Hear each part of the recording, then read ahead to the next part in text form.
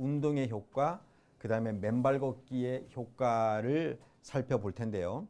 특별히 이제 그 맨발 걷기를 우리가 이제 얼싱의 관점에서 많이 강의를 하셨고, 그 다음에 발바닥에 있는, 제가 이제 발 전문가니까 발바닥에 있는 수많은 신경계, 발 말단에 아주 매우 많은 그러한 신경들과 신경 말단이 이렇게 있거든요.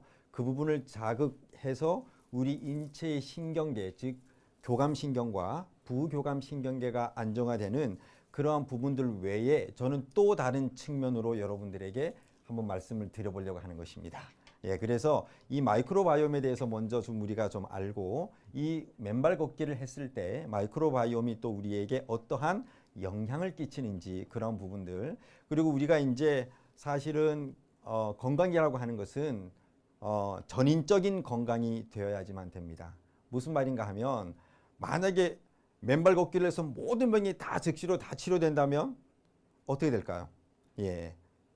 이 지구상에 환자는 아무도 없을 수도 있을 것입니다. 그렇죠? 그게 아니라 아주 종합적으로 마음의 상태도 연결이 되어 있고, 영양 상태도 연결이 되어 있고, 그렇죠?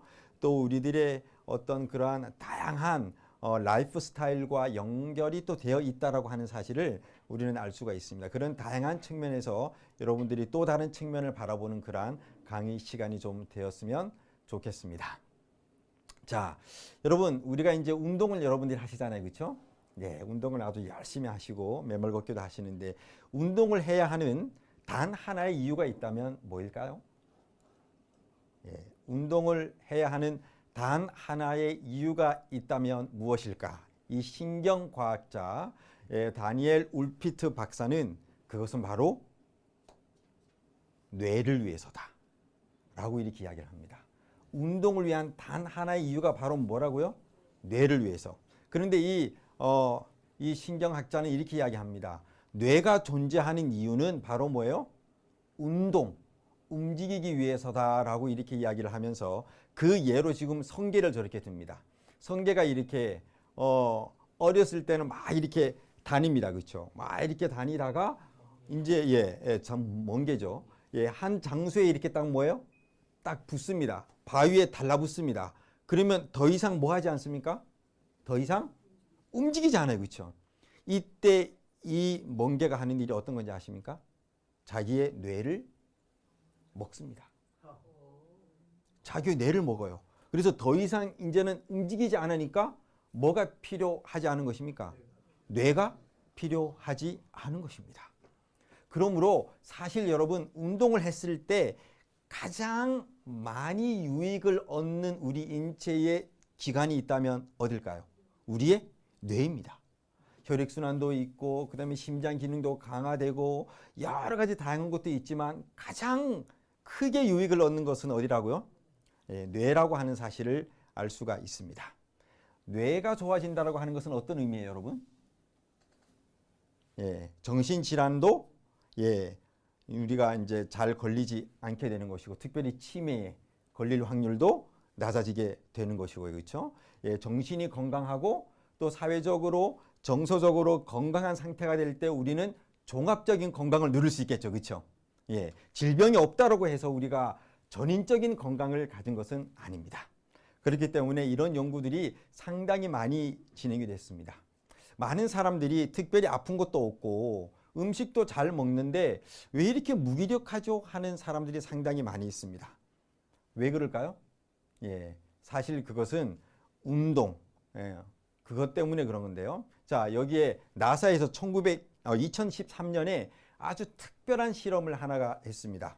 자, 어떤 실험을 했는가 하면 70일 동안 누워있기 실험을 했습니다. 70일 동안. 그러면 그때 당시 5,000 US 달러를 준다라고 하는 것이죠. 뭐 그렇게 나쁘지 않습니다. 그렇죠? 그런데 이 실험을 하고 나서 공통된 특징이 나타났습니다. 뭔가 하면 근육량이 줄어들었고요. 심폐 능력도 감소했고요. 그 다음에 심리적으로 불안감이 증가했습니다. 자, 심리적으로 불안감이 증가했다고 하는 것은 이게 어디에서 느끼는 것입니까? 뇌에서부터 느끼는 것입니다. 불안 증세가 온 거예요. 그렇죠? 그 다음에 또 여러 가지 뭐 혈액순환도 잘 안 되고 또 우울감도 있고 그런 것들이 오게 되는 것입니다. 자, 그러고 보니까 사실은 운동하지 않게 되면 여러 가지 혈액순환도 안 되고 문제도 있지만 결국에는 뭐예요?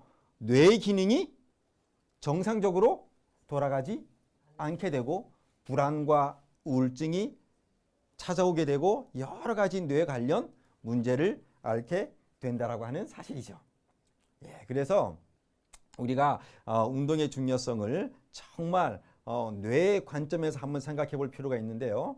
여기 교육이라는 책에도 이런 말이 있습니다. 신체의 비활동, 우리가 움직이지 않고 운동을 하지 않게 되면 지력뿐만 아니라 뭐까지요? 도덕적 능력. 이 지금 어디에서 다 일어나는 것입니까? 우리 인체 기관 중에. 뇌에서부터 일어나는 거죠. 그렇죠? 예. 그래서 사실은 지력, 도덕력, 정서적인 안정감 이 모든 것들이 다 어떻게 된다고요? 운동을 하지 않게 되면 떨어진다라고 하는 그러한 내용이 많은 사람들이 지금 특별히 현대과학이 그런 것들을 주장하고 있는 것입니다. 자, 그래서 이 운동하게 되면 가장 크게 유익을 얻는 것이 바로 어디라고요? 네. 여러분들 지금 맨발 걷기 많이 하시죠? 예, 아마 여러분들의 뇌를 보면 아주 혈액순환도 잘 되고 신경계가 아주 그냥 잘 활성화돼서 아주 건강하게 아주 잘 이렇게 활동될 것이라고 생각이 됩니다. 우리가 건강을 위해서 이것저것 다 하면서도 또 우리가 행복한 삶을 살기 위해서 뭐 돈도 관리하고 그 다음에 여러 가지 관리하는데 사실 뇌 관리에 대해서 그렇게 신경을 많이 씁니까? 별로 신경 안 쓰죠, 그렇죠? 왜 그럴까요? 예, 아마 뇌가 안 보이기 때문에 그럴까요? 그렇죠? 예, 뇌에 대해서 우리가 아마 뭐 특별히 그렇게 우리의 생각, 우리의 마음 정도로만 이렇게 여러분들이 그냥 인지를 하실 수가 있는데 사실은 그렇지 않습니다. 여기 네이처지에서 저글링을 했습니다. 저글링 하기 전에 뇌 사진을 찍고요. 그 다음에 3개월 동안 저글링을 계속해서 하는 운동을 했습니다. 그리고 나서 3개월 이후에 다시 뇌 사진을 찍었습니다. 자, 어떤 일이 일어났을까요? 예? 자, 여기 보게 되면 자, 이 저글링이 여러분들의 뇌를 운동시킵니까? 라고 하는 이 기사에 보게 되면 저기 저렇게 되어 있죠. Juggling can affect the size of your brain 이라고 되어 있습니다. 자, 뭐에 영향을 끼친다고요? 뇌의 크기. 그러니까 대뇌 피질 아시죠, 여러분? 모든 기억들을 다 이렇게 관할하는 대뇌 피질의 두께가 상당히 두꺼워졌습니다. 뭐를 하는데요? 예, 저글링 하나 운동하는 데만 해도. 그러니까 사실 우리가 잊지 말아야 될 것은 우리가 운동을 할 때 가장 큰 효과는 바로 두뇌가 얻는다라고 하는 사실입니다. 자, 뇌미인이라고 하는 책을 좀 보면요. 자, 이 책에 나정열 교수님이 이렇게 했습니다. 대개 사람은 지적 활동을 해야만 뇌 알통이 생긴다고 뭐한다? 생각한다. 그러나 뇌 알통을 생기게 하는 가장 좋은 방법은 무엇이다? 신체 운동이다. 그렇죠? 그러니까 여러분 치매 환자들은 보통 보면 뇌가 이렇게 좀 큽니까? 아니면 쪼그러들어 있습니까? 쪼그러들어 있죠. 그렇죠? 그러면 이렇게 운동을 많이 하면 대뇌 피질이 커진다고 하는 것은 뭐에 걸리지 않는다는 거죠? 예, 치매뿐만 아니라 각종 정신질환에 우리가 잘 걸리지 않는다라고 하는 사실을 드러내고 있는 것입니다. 조깅, 하이킹, 수영, 또 유산소 운동은 뇌의 피질을 뭐하게 한다? 두껍게 한다. 그러면서 운동의 최대 수혜자는 어디다? 뇌라고 이렇게 이야기를 하고 있는 것이죠. 그러므로 신체 운동은 결국 뇌 운동입니다. 여러분 왜 그렇게 뇌가 중요할까요? 예, 우리가 이제 제가 유튜브를 보다 보니까 어떤 한 사람이 이런 얘기를 해요. 맨발 걷기를 그렇게 6개월 동안 했는데도 병이 안 좋아지더래요. 그런데 그 이유를 이렇게 이야기를 합니다. 정신적, 마음의 상태, 예, 걱정, 미움, 그 다음에 또 다른 사람들을 향한 원망, 또 부정적인 생각 이런 것들이 있으면 아무리 운동을 해도 그 효과가 어떻게 될 수밖에 없어요? 반감될 수밖에 없는 것이죠. 그렇죠? 그런데 그럼에도 불구하고 우리가 계속해서 운동을 하게 되면 뭐예요? 결국에는 뭐예요? 예, 뇌가 건강해진다라고 이렇게 이야기를 하고 있는 것이죠. 그래서 뇌 세포를 성장시키고요. 뇌 혈류를 증가시키고 기억력을 증가시키고 창의력을 증가시키고 뇌 기능을 전반적으로 향상을 시킵니다. 그리고 음악을 가미한 운동, 음악을 들으면서 하는 운동은 또 뭐예요? 우울증 개선에 도움이 된다는 그러한 연구 결과들이 지금 많이 발표되고 있는 것입니다. 자, 운동을 하게 되면 결국에는 어디가 가장 큰 유익을 얻는다고요? 뇌가 유익을 얻습니다. 첫 번째, 운동을 하게 되면 항우울, 이 우울증에 대항할 수 있는 그러한 정신력이 강해집니다. 그 다음에 항스트레스, 스트레스를 없애는 그러한 좋은 호르몬들이 많이 나오고요. 운동을 하게 되면 또 천연 진통 효과도 있습니다. 통증을 잘 운동할 때 못 느끼죠. 그렇죠? 그 다음에 뭐가 해소돼요? 운동을 하게 되면 운동하는 그 순간은 뭐가 해소됩니까? 불안감이 또 해소가 됩니다. 그리고 신경이 안정이 되고 종극적으로 세로토닌이 나오고 뭐예요? 행복감이 증진된다라고 하는 사실이죠.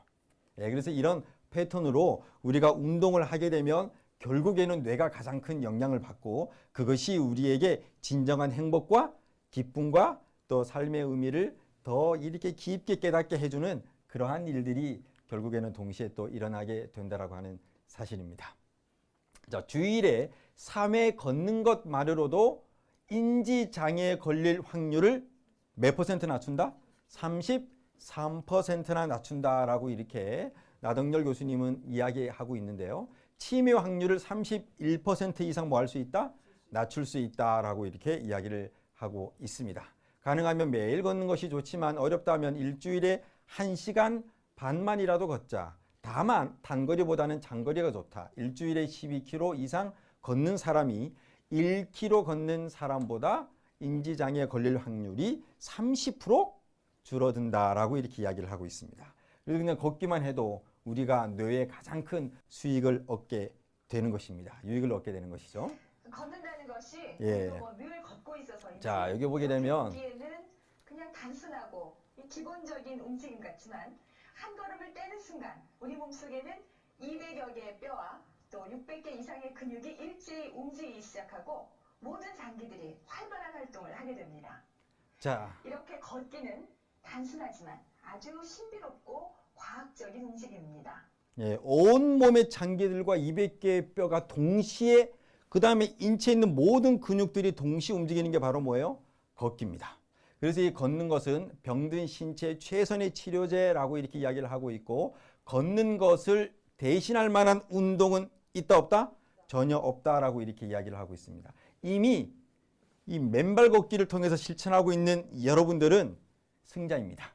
예, 정말 그 어떤 사람보다도 더 건강한 삶을 영위해야 되는데 단순히 질병이 없는 상태가 아니라 뇌가 건강해서 행복감과 그렇죠? 또 사회적으로 다른 사람과 관계적으로까지 건강해지는 그러한 전인적인 건강에 여러분들이 이르렀으면 참 좋겠습니다. 자, 우리가 운동을 할 때는 어떤 정도의 강도로 운동을 하는 게 좋은가 하면 중강도가 좋습니다. 중강도. 그래서 이 중강도는 어떤 강도의 운동인가 하면 숨을 못 쉴 정도는 아닌데 가쁘게 호흡하는 정도, 운동 시작 후 10분 정도 후면 몸에 땀이 나는 운동, 요 정도. 예, 운동을 하면서 대화를 나눌 수 있겠는데 노래하기에는 좀 어려운 요 정도. 요 정도가 중강도입니다. 이 중강도 운동을 할 때 면역 그래프 보시죠, 그렇죠? 예, 아주 쫙 올라가는 것을 알 수가 있습니다. 최고의 면역이 올라가는 것을 우리가 알 수가 있습니다. 그래서 운동의 효과는 이미 항암 효과도 어저께 우리 이강원 교수님도 치료받은 사례 너무 많이 말씀하셨잖아요. 그렇죠? 예. 사실 항암 효과가 상당히 좋습니다. 그래가지고 이 생쥐를 이제 대상으로 실험을 했는데요. 피부암과 폐암과 간암을 유발하는 주사를 이렇게 놨습니다. 그렇게 하고 이게 어떻게 운동과 상관관계가 있는지를 이렇게 실험을 했는데요. 쳇바퀴를 하루에 4에서 7km를 계속 돌리게 했습니다. 근데 암세포가 발생하지 않았고요. 기존에 있던 암세포도 몇 프로가 줄어들었습니까? 60%가 줄어들었다는 그러한 연구 결과입니다. 이런 것들은 이미 여러분들께서 잘 아실 수 있을 것이라고 생각이 되고요. 여러분들 우리 근육이 되게 중요하죠. 그렇죠? 예. 우리 근육이 신체에 미치는 영향을 우리가 이렇게 보게 되면 혈액순환, 인지기능, 신경세포 생성 이렇게 상당히 많이 나와 있는 것을 우리가 알 수가 있습니다. 허벅지에서만 20에서 80세까지 근육량의 몇 퍼센트가 빠집니까? 40% 이상이 빠집니다. 여러분 우리가 운동을 할 때 유산소 운동이 정말 중요하죠. 그렇죠? 예, 혈액순환을 촉진하고 그 다음에 신경계를 자극해서 우리 인체가 정말 건강하게 됩니다. 그런데 반드시 하나 더 해야 될 것이 있습니다. 그게 뭐예요? 근육 운동입니다. 여러분들께서 유산소 운동만 하고 근육 운동을 하지 않게 되면 예, 정말 종합적인 건강을 가질 수가 없습니다. 반드시 뭘 해야 돼요? 반드시 근육 운동을 하셔야 됩니다. 근육이 없게 되면 예, 당 대사를 하지 못할 뿐만 아니라 인체를 바로 세우지를 못합니다. 예, 그래서 반드시 이 근육의 양을 여러분들이 키우는 운동을 함께 이렇게 좀 하시면 좋겠습니다. 자, 이 근육이 뇌 기능도 향상시킨다. 이 생로병사에서 얼마 전에 나왔습니다. 자, 근육 운동도, 자, 유산소 운동인 걷기도 뭐예요? 뭐예요? 뇌 기능이죠. 그렇죠? 근데 근육 운동도 뭡니까? 예, 뇌 기능이라고 이렇게 이야기를 하고 있습니다. 그래서 여기 보게 되면 운동에 대한 피질에 관한 연구인 노화에 따른 피질 두께 감소에 대한 신체 운동과 교육의 결합 효과 2016년도에 발표됐습니다. 여기에 따르면 운동 시간이 긴 사람들이 짧은 사람들보다 뇌 전체 및 전두엽에서 피질의 두께가 어떻게 된다요? 증가했다라고 이렇게 이야기를 하고 있습니다. 자, 그러면서 연구 결과에서 밝혀낸 증가폭은 0.2ml입니다.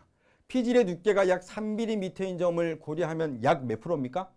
얼마나 두꺼워졌습니까? 약 7%. 예, 7% 정도 두꺼워졌다라고 하는 사실을 알 수가 있는 것이죠. 네, 그래서 이 신경세포의 성장도 촉진하고 또 해마의 크기도 증가시키고 이런 다양한 그러한 운동의 그러한 효과들이 있는 것을 우리는 볼 수가 있습니다. 그래서 반드시 여러분들이 함께 해야 될 것이 바로 뭐예요? 근육 운동. 자, 근데 근육 운동 하려면 잘 됩니까? 안 됩니까? 잘 안 되죠. 그렇죠? 예. 자, 여러분 어떤 근육 운동을 좀 하시고 계십니까? 어떤 거 하세요? 예. 여러분들이 가장 하기 좋은 근육 운동이 플랭크입니다. 플랭크. 엎드려서 이렇게 딱 있는 거. 이거는 전신에 우리 몸에 있는 근막을 튼튼하게 잡아주고 몸을 세워주는 핵심 코어 근육들을 아주 건강하게 세워주는 운동입니다. 예. 그래서 유튜브에 보게 되면 한 84세 할아버지가 물병 들 힘도 없고 걸어갈 힘도 없던 사람이 플랭크 이거 운동을 통해서 인생에 다시 꿈도 꾸게 됐습니다. 완전히 몸이 좋아질 뿐만 아니라 내가 지금 마라톤 대회에 참석해 가지고 이 근육 운동이 얼마나 중요한지 사람들에게 널리 알리면서 살겠다 이렇게 이야기한 케이스도 있습니다. 그래서 결국에는 걷기 운동도 근육이 없으면 힘들죠. 그렇죠? 그래서 여러분들께서 반드시 이 걷기에 또 근육 운동까지 함께 같이 이렇게 해 주시면 매우 좋겠습니다. 여기에 근력 운동 20분만 해도 뇌 기억력이 즉시 어떻게 된다고요? 향상된다라고 하는 그러한 기사가 있습니다. 여기 한 번만 근육 운동을 해도 즉각적으로 기억력을 높일 수 있다는 연구 결과가 나온 겁니다. 몇 번 했는데요? 한 번만 해도. 그런데 만약에 우리가 계속 한다면 여러분은 어떨까요? 예, 훨씬 더 좋은 그러한 건강 효과들이 아마 나타날 것인데 특별히 우리의 뇌 기능을 강화시키는 그러한 일들이 일어나게 될 것입니다. 자, 이제 운동의 효과에 대해서 뇌 중심으로 여러분들에게 잠깐 그 효과를 설명드렸고요. 이제 마이크로바이옴과 맨발 걷기에 대해서 함께 좀 살펴보는 시간을 가지도록 하겠습니다. 자, 뭐 우리 엊그저께도 잠깐 얘기했지만 우리 인체는 약 30조 개의 세포로 이루어져 있습니다. 그 30조 개의 세포로 이루어져 있는데 우리 인체에는 그거보다 훨씬 많은 약 30%가 더 많은 미생물들로 이루어져 있는 것이 우리의 인체입니다. 예, 그래서 최근에 2000년도에 이 마이크로바이옴에 대한 연구가 아주 그냥 상당히 급속적으로 진행하고 또 많은 연구 결과들이 현재 나오고 있습니다. 자, 여기 보게 되면 마이크로바이옴은 이게 그 정의, 데피니션, 이 정의가 언제 나왔는가 하면 2001년 The Scientist라고 하는 그러한 과학 잡지에 마이크로바이옴에 대한 정의가 최초로 공개되었습니다.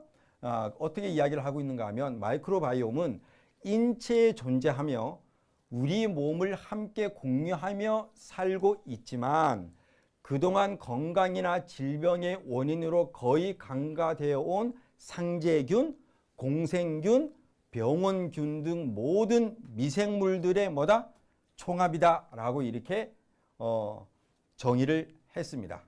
자, 미생물, 마이크로, 이게 미생물이라는 뜻이잖아요. 거기에다가 생태계의 뜻을 가진 바이옴이라고 하는 이 두 단어가 합성돼서 마이크로바이옴, 즉 천연계 생태계처럼, 천연계도 여러분 생태계가 있잖아요. 그렇죠? 우리 인체에는 미생물이 살 수 있는 뭐가 형성되어 있다?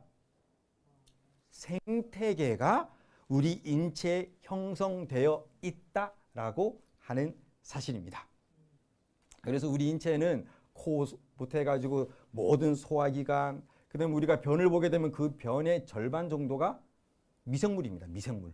예, 그래서 사실 미생물을 이제 변을 보게 되면 그 사람의 건강 상태를 다 알 수 있죠. 그래서 옛날에 그 임금들은 이 매화 틀에다가 볼일을 보잖아요. 그러면 어이가 항상 뭐를 체크했습니까?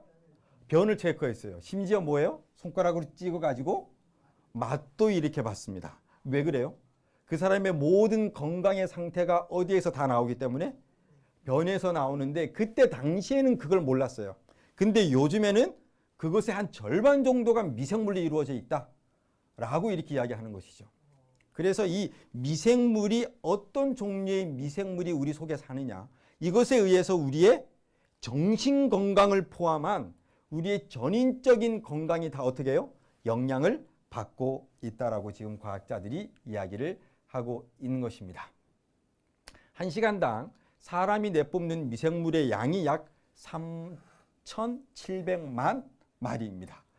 이 호흡을 통해서 어마어마하죠, 그렇죠? 예.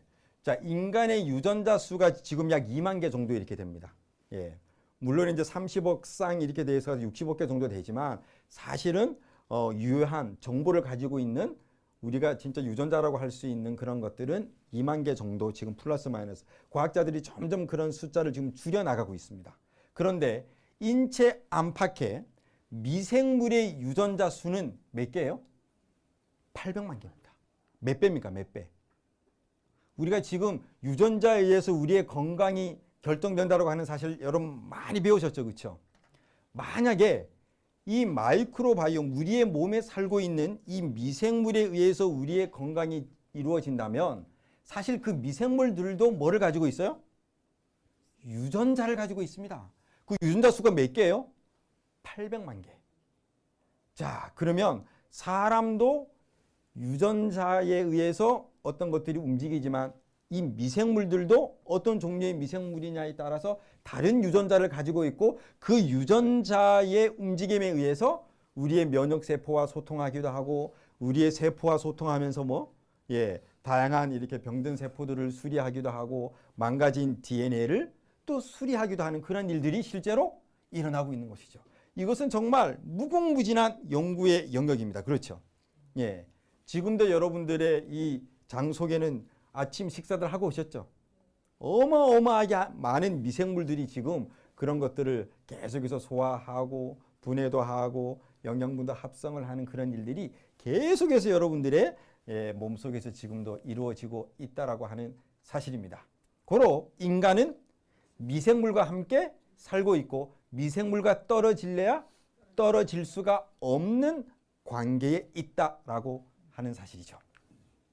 자, 그래서 코에 보게 되면 약 900종 3만 개, 볼 점막 여기 안쪽에 보게 되면 7만 개, 입안에 1300종, 자, 2만 개. 입안에 몇 개가 있다고요? 예, 어마어마하죠, 그렇죠?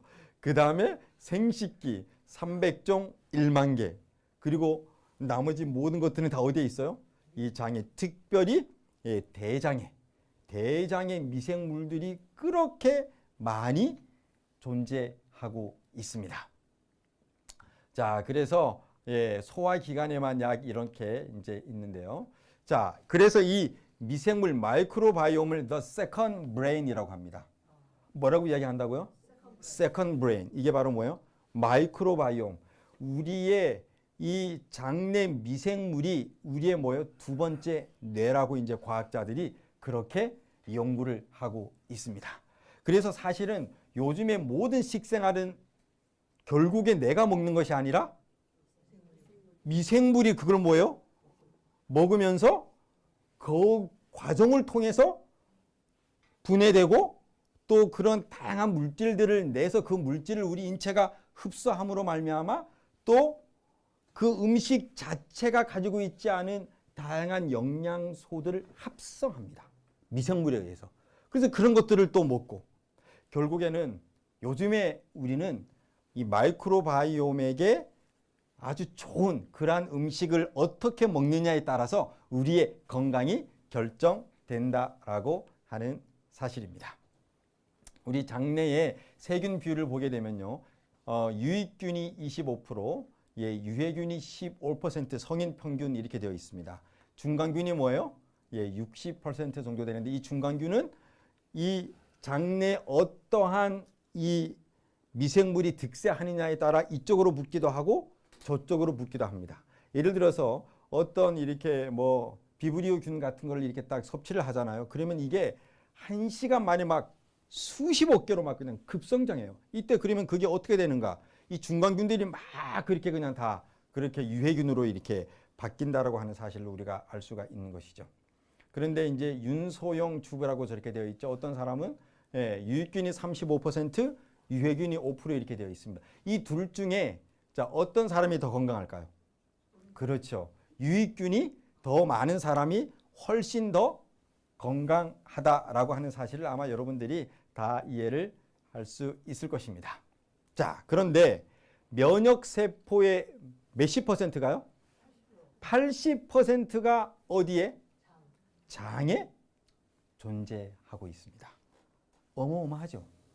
몇 프로라고요? 80%. 야, 그러니까 결국에는 우리는 지금까지 면역세포들이 그냥 우리가 운동하고 이렇게 하면 그냥 단순히 건강해지고, 그렇죠? 또 금식하게 되면 면역세포들이 활성화되잖아요, 그렇죠? 그렇게 되는지 알았는데 사실 그런 것들이 실질적으로 이루어지는 장소는 어디다? 우리의 장이다라고 하는 사실입니다. 우리의 장에 몇 프로? 80%의 면역세포가 이루어져 있는 것을 우리가 보게 됩니다. 자, 보세요. 장내 미생물들은 이 분자 신호를 주고받습니다. 그러면서 식욕과 기분 이런 것들을 조절해서 의사 결정에까지 영향을 끼칩니다. 내가 오늘 어떤 일을 했으면 좋겠다. 그리고 내가 누구를 만나서 뭘 해야 되겠다. 이것이 사실은 그런 결정을 누가 내린다고요? 미생물들이 내리는 것입니다. 그렇죠? 그러니까 기분이 이렇게 행복하기도 하고 우울하기도 하고 이런 모든 것들이 결국 뭐예요? 미생물들의 분자 신호를 통해서 우리 몸에서 이루어진다라고 하는. 그래서 우울증, 불안증, 자폐증 이런 것들에 대해서는 이미 연구가 너무 많이 진행됐습니다. 특별히 자폐증과 미생물, 특별히 건강한 사람의 분변을 채취해 가지고 그 사람에게 이제 자폐증을 앓고 있는 환자에게 이식을 했더니 아주 매우 놀라운 결과가 나왔습니다. 그래서 이 마이크로바이옴은 정말 현대 최첨단 과학에 있어서 수많은 사람들에게 병의 진정한 원인을 밝히고 건강의 진정한 방법을 우리에게 보여주고 있다라고 이렇게 생각이 됩니다. 유익한 장내 미생물은 면역세포를 어떻게 한다고요? 활성화시킵니다. 장내 미생물이 면역세포하고 어떻게 한다고요? 신호를 주고받습니다. 신호를 주고받아요. 자, 특별히 여러분 그 자가면역 질환이라고 들어보셨습니까? 자가면역 질환 어떤 게 있습니까? 아토피, 루푸스도 있고요. 그 다음에 크론병, 갑상선, 그 다음에 뭐요? 또 어떤 게 알러지, 비만, 그 다음에 또 뭐, 그 다음에 류마티스, 관절염, 각종 피부염 대부분이 다 뭡니까? 자가면역 질환입니다. 근데 이 자가면역 질환이 바로 이 T세포 중에서 조절 T 세포가 있습니다. regulatory T 셀이 있는데 이 조절 T 세포가 여러분 이 면역 세포가 병균을 병원체를 잡아먹어야 되는데 누구를 공격하는 게 자가면역 질환이에요? 건강한 자기 몸을 건강한 세포를 공격하는 게 자가면역 질환이잖아. 그런데 이 T세포 중에 조절 T세포가 이 선악을 구별하지 못하는 자기 몸과 남의 것을 구별하지 못하는 이 면역 세포들을 진정시키고 조절시켜주는 것이 바로 뭐예요? 이 T세포입니다. 조절 T세포입니다. 근데 이 조절 T세포가 뭐에 영향을 받느냐? 미생물의 영향을 받습니다. 그래서 이 조절 T세포의 학자들마다 다 달라요. 정확한 연구는 힘들겠지만 약 80~90%가 장에 있습니다. 그러니까 여러분 이 장에서 우리가 건강한 그러한 음식들을 먹고 유익균들이 많이 만들게 되면 그것이 뭐를 활성화시킨다고요? 잠을 자고 있던 조절 T세포를 깨웁니다. 예. 이렇게 그냥 번쩍 깨워요. 그 다음에 정신을 딱 차리고 자기 할 일을 하는데 그게 뭐예요? 앞뒤를 분간하지 못하는 면역세포들에게 선과 악이 무엇인지 가르쳐주고 제대로 우리 몸을 잘 지키고 방어할 수 있도록 도와주는 역할을 하는 것이 바로 뭐예요? 이 조절 T세포입니다. 근데 이것이 바로 뭐에 의해서 이루어진다고요? 미생물과의 분자 신호를 통해서 이루어진다라고 하는 사실이죠. 여러분 신기하지 않습니까? 그렇기 때문에 우리 인체의 유익균들을 어떻게 만드느냐 이것이 사실은 우리가 건강을 유지하는 그러한 또 다른 하나의 방법이다라고 이렇게 말씀을 드립니다. 그 다음에 여기 보게 되면 뭐 아토피, 피부질환 전부 다 자가면역 질환이죠. 그렇죠? 이런 것들이 있습니다. 자, 여기 보게 되면 여기 하나의 도표가 있습니다. 논문에 난 그러한 도표인데요. 2014년에 마이크로바이오타의 역할, 우리 면역계와 또 염증에 있어서 이렇게 보이시죠. 그렇죠? 근데 저기 보게 되면 SCFA라고 있죠. 저게 뭔가 하면 짧은 사슬 지방산입니다. 짧은 사슬 지방산. 그래서 장내 유익균들이 뭐를 만드는가 하면 짧은 지방 산을 만듭니다. 이것이 우리 인체에 매우 중요한 역할을 하는데 그거는 이제 잠시 후에 여러분들과 함께 더 다루겠고요. 저기 보게 되면 유익균이 저기 T셀 나와 있죠. 그렇죠? 유익균이 T셀을 이렇게 조절해서 뇌의 만성 염증성 질환을 또 이렇게 회복시키기도 하고 그 다음에 저기 보면 류마티스 관절염이 있죠. 류마티스 관절염도 장의 이 T세포에 의해서 그런 것들이 회복되는 것입니다. 아직 저기 바로 옆에 아래쪽에 보게 되면 이 대장암이 있습니다. 이 대장암은 아직까지 구체적으로 어떠한 이 미생물이 관여하는지 아직까지 과학적으로 지금 더 밝혀내야 될 그런 부분이 있는 것이죠. 그래서 이렇게 보게 되면 우리 인체의 비만을 조절하는 것도 이 박테리아 디토스라고 하는 이런 이렇게 염증을 대사하지 못하고 키우는 것들이 이렇게 많게 되면 뭐예요? 비만 환자가 되고 그 비만을 잘 분해하는 미생물이 이게 있게 되면 그 다음에 뭐예요? 우리가 이제 비만에서부터도 또 좋아지는 그러한 일들을 우리가 경험할 수 있게 되는 것이죠. 자, 그러면 운동을 할 때 마이크로바이옴 상태가 좋아질까요? 안 좋아질까요? 그렇죠. 음식을 통해서뿐만 아니라 뭐를 할 때도 운동을 할 때도 이 마이크로바이옴 상태가 좋아진다라고 하는 사실입니다. 자, 우리 국민대학교의 윤소미 이제 박사님이 얼마 전에 2019년도에 박사학위 논문을 내셨습니다. 과연 운동이 어떻게 마이크로바이옴을 좋아지게 할 수 있는가라고 하는 그 부분이 되겠습니다. 4주간의 유산소 운동 이렇게 했더니 장내 건강 기준의 척도인 이 미생물의 다양성이 어떻게 됐다? 증가되었다라고 이렇게 이야기를 하고 있습니다. 그리고 운동만으로도 장의 건강을 개선하는데 뭐예요? 도움이 될 것으로 보인다라고 이렇게 이야기를 하고 있고요. 4주간의 중강도 운동을 통해 만성 질환을 유발시킬 수 있는 장내 마이크로바이옴이 어떻게 됐다? 감소되었다. 또 4주간의 고강도 운동을 했더니 면역력을 증가시키는 요인들이 어떻게 해요? 증가되었고 만성 질환을 유발시킬 수 있는 요인은 감소되었다라고 이렇게 이야기를 하고 있습니다.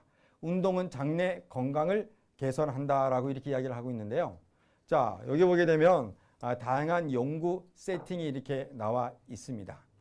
이 실험자들을 선택하기 위해서 엄격한 기준을 이렇게 가지고 이렇게 했고요. 그 다음에 이제 고강도 유산소 운동, 중강도 이렇게 다양한 운동을 이렇게 했고, 그 다음에 이제 장내 미생물 DNA 검사를 했고, 그 다음에 이제 대변을 가지고 비포 애프터를 가지고 체크를 한 계기가 되겠습니다.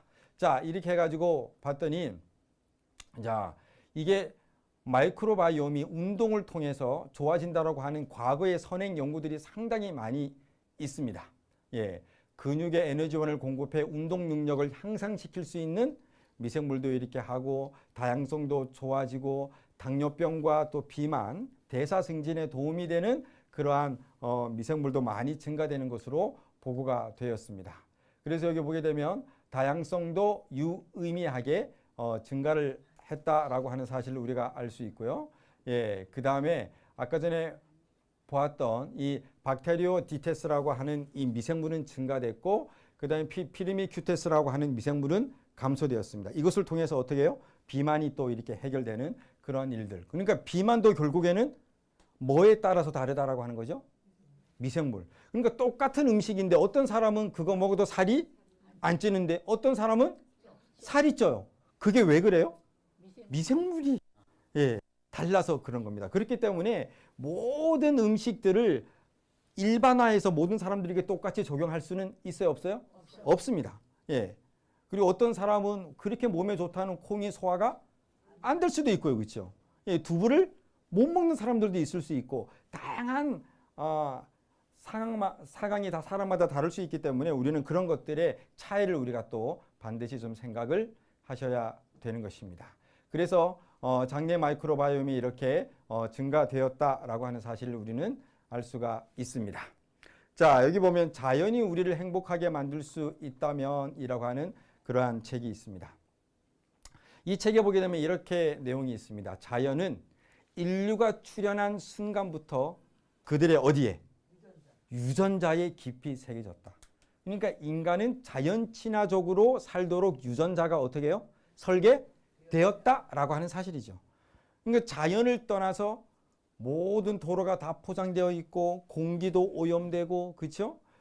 이러한 어떤 삶의 환경, 그 다음에 식생활도 자연에 있는 것이 아닌 여러 가지 식품 첨가물들과 가공하고, 그렇죠? 몸에 좋지 않은 것들을 먹은 결과 우리가 질병을 얻게 된 것이죠. 그러면서 이 책에 보게 되면 자연의 품에 안겨 숨 쉬어야 할 과학적 근거가 뭐 한다?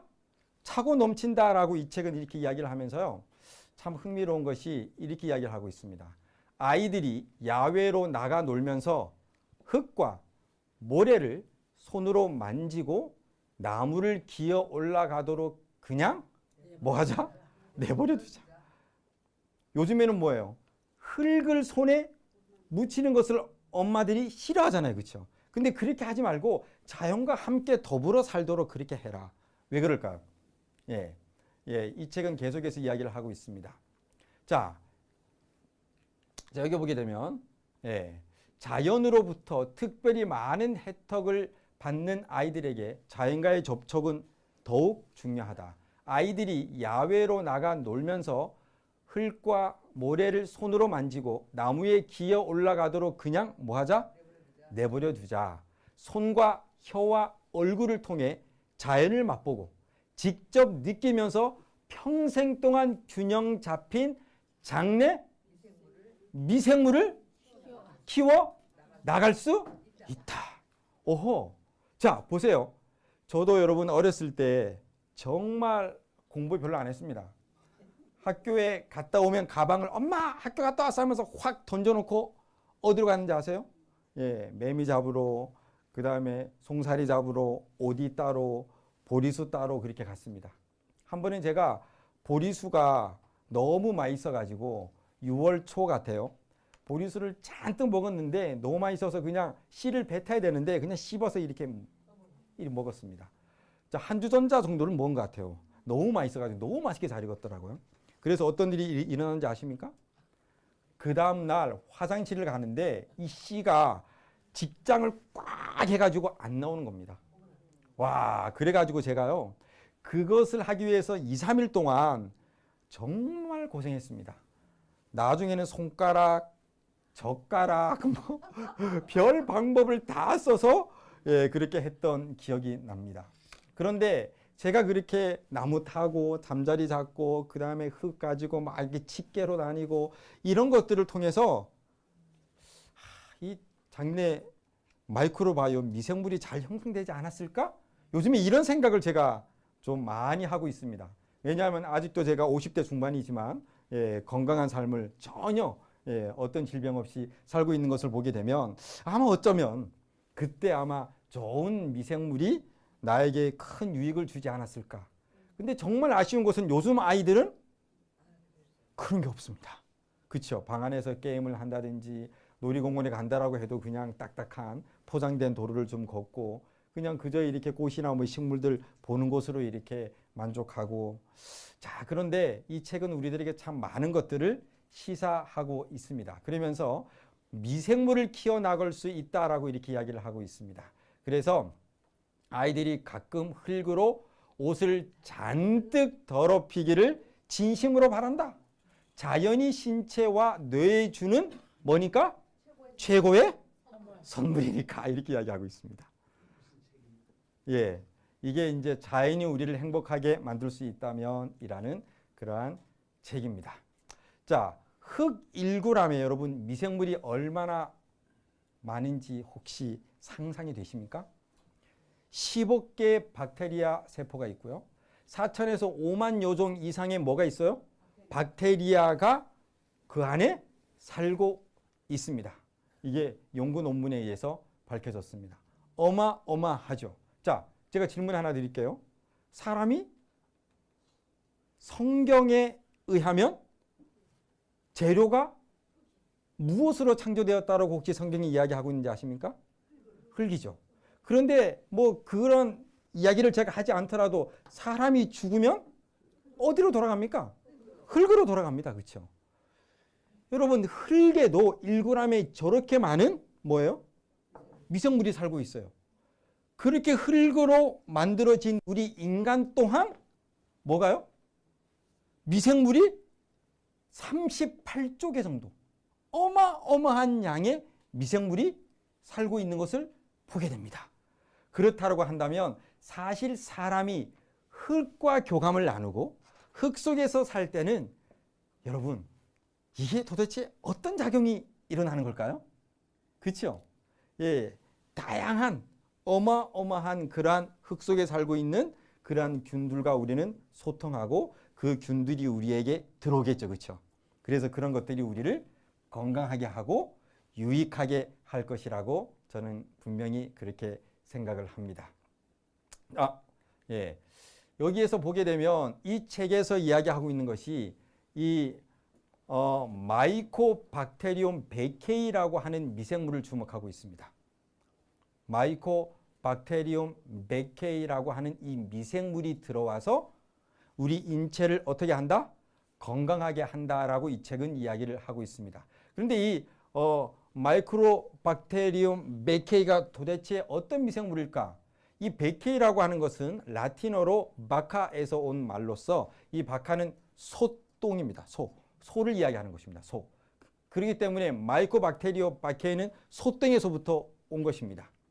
그래서 미생물의 최초의 균주는 이 흙에 자연에 널리 퍼져 있는 가장 많은 이 마이코박테리움 베케이라고 하는 이 균주는 흥미롭게도 오스트리아의 어디요?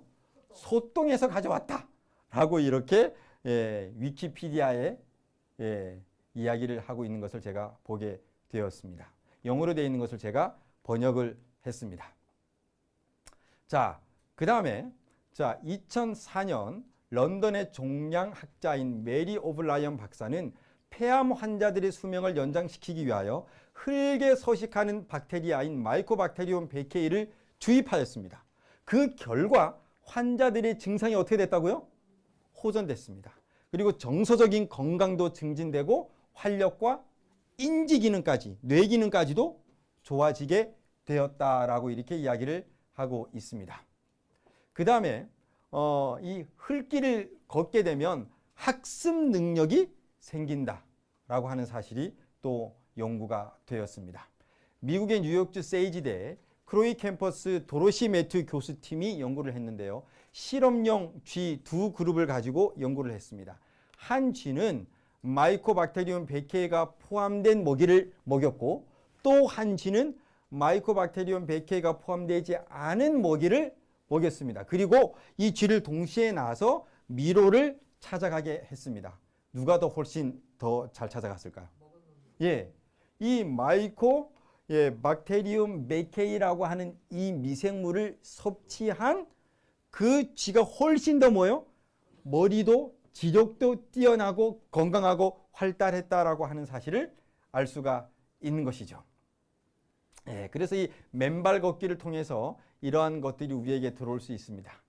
자, 그래서 소아신경과 전문인 마야 슈트리트 클레이는 이렇게 이야기를 했습니다. 자연을 만져 더러워지면 흙이 우리의 몸과 어디로? 뇌로 들어온다. 정원을 손질하거나 등산하니 뭐가 좋아졌다면? 기분이 좋아졌다면 마이코박테리움 100K 곧 흙의 미생물이 코나 피부의 작은 틈새로 스며들어 뭐를 증가시켰다? 세로토닌을 증가시켰기 때문이다라고 이야기를 하고 있습니다. 와, 정말 신기하죠. 그래서 우리가 이 맨발 걷기를 해야 할 또 다른 이유, 신선한 공기도 있겠죠, 그렇죠? 그 다음에 운동의 효과도 있겠죠. 발바닥에 엄청나게 많은 신경계의 작용을 통한 자율신경계의 안정이 있을 수 있겠죠. 또 하나 뭐예요? 접지도 있겠지만 마지막으로 또 하나 우리가 절대 간과하지 말아야 될 것은 바로 자연 속으로 우리가 들어가고 자연과 하나 되며 이 자연에 있는 우리의 몸을 이롭게 하는 많은 미생물들에 우리가 노출되고 그런 것들을 받아들일 수 있기 때문이 아닌가 이렇게 생각을 하게 됩니다. 자, 그래서 여기 고려대학교 병원에도 이렇게 이야기를 하고 있습니다. 제가 홈페이지 들어가서 이걸 다운로드 했는데요. 자, 자연과 가까이 가정에서는 어떤 걸 키워라? 화분을 키워라. 그렇게 하게 되면 대기, 물, 흙 속의 유익균들이 호흡, 그 다음에 섭취 혹은 뭐예요? 접촉을 통해서 우리의 몸 안으로 뭐예요? 들어온다라고 하는 사실이죠. 예. 우리가 이것은 눈에 보이지 않기 때문에 얼마만큼 어떤 균들이 들어오는지는 알 수 없습니다. 그런데 맨발 걷기에서 건강이 안 좋아진 사람이 있습니까? 그렇죠? 없죠, 그렇죠?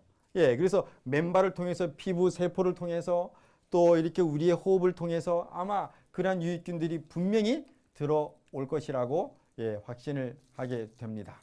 그래서 지금 당장 신발을 벗고 맨발로 걸어야 하는 이유는 이렇게 감각이 활성화되고 면역력이 증가되고 노화 예방도 있지만 바로 마이크로바이옴 이 부분도 여러분들이 반드시 짚고 넘어가셔야 되는데요.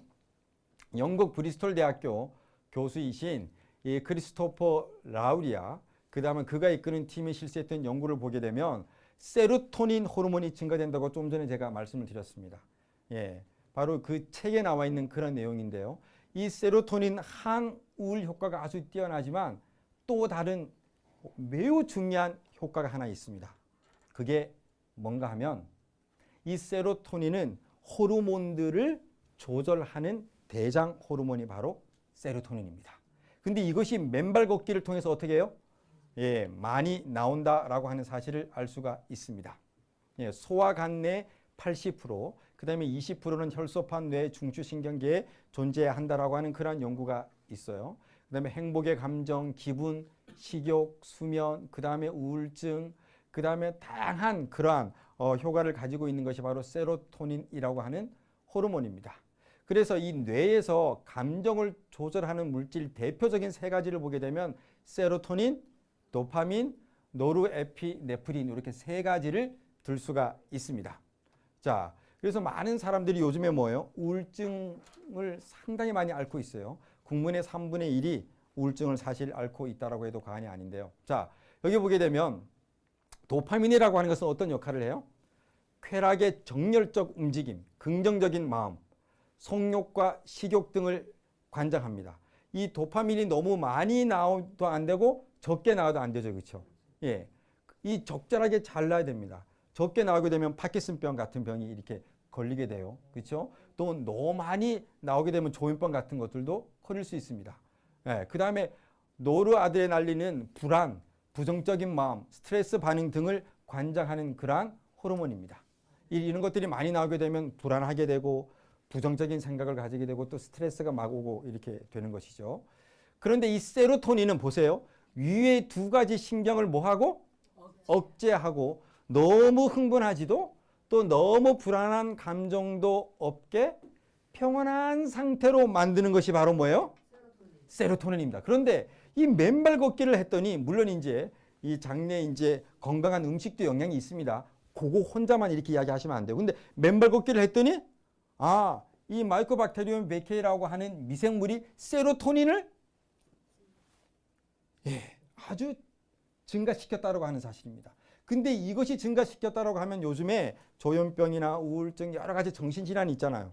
이게 호르몬의 불균형에서부터 다 오는 거거든요. 그렇죠? 그래서 막 세로토닌을 막 그냥 강제로 이렇게 내게 하는 약을 준다든가 아니면 또 도파민을 이렇게 내게 하는 약을 파킨슨병 환자에게는 주고 막 이렇게 하는데 사실 지금 현대 수많은 사람들이 앓고 있는 이 정신병, 정신질환에 대한 해답도 아마 이 마이크로바이옴이 갖고 있지 않을까 저는 그런 생각을 하게 되는 것이죠.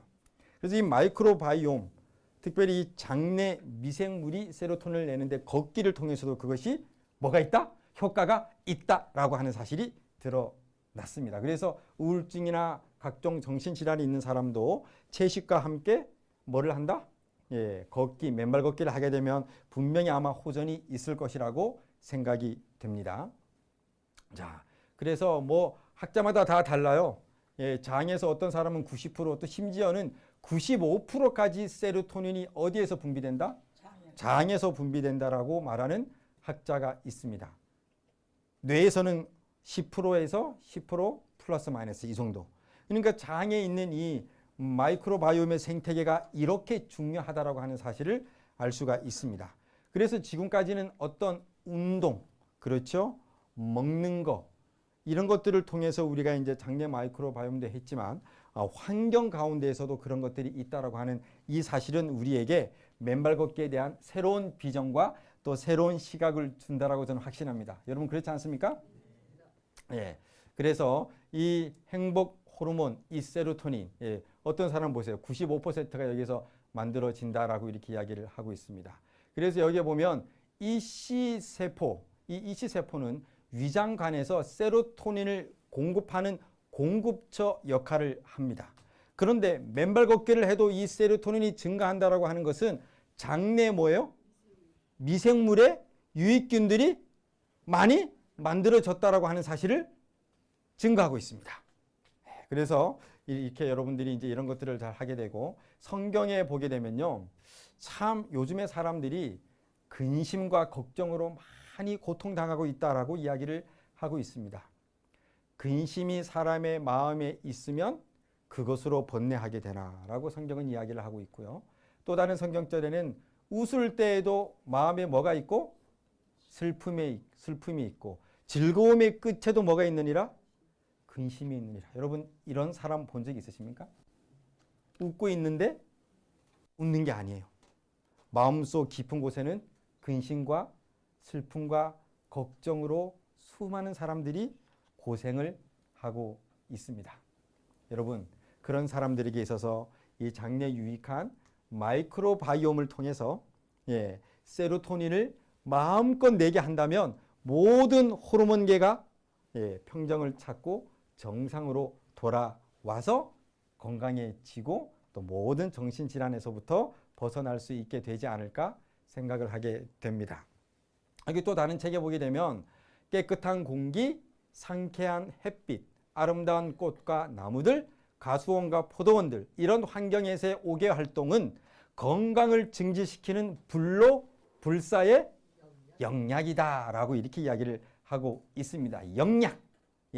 바로 이것이 5개 활동인데 이제 맨발 걷기를 통해서 우리가 이런 부분을 더 많이 이제 실천해 나가면 훨씬 더 건강하게 살 수 있게 될 것입니다. 자, 그러면 이번 시간에는 요거는 이제 각종 뉴스타트가 마이크로바이옴을 증가시킨다는 것이고요. 이제 잠깐 이 학생들 좀 휴식. 그럼 잠깐 쉬었다가 또 다시 강의를 할까요? 언제든지 끝나시는 데서. 네. 자, 그러면 어떻게 지금 마칠까요? 아니면 지금 잠깐 휴식. 예, 그러면 잠깐 5분 쉬었다가 우리 채식과 마이크로바이옴이 어떤 상태가 있는지 그런 부분에 대해서 또 강의를 계속 하도록 하겠습니다. 11시 10분에 네. 시작하겠습니다. 네, 감사합니다.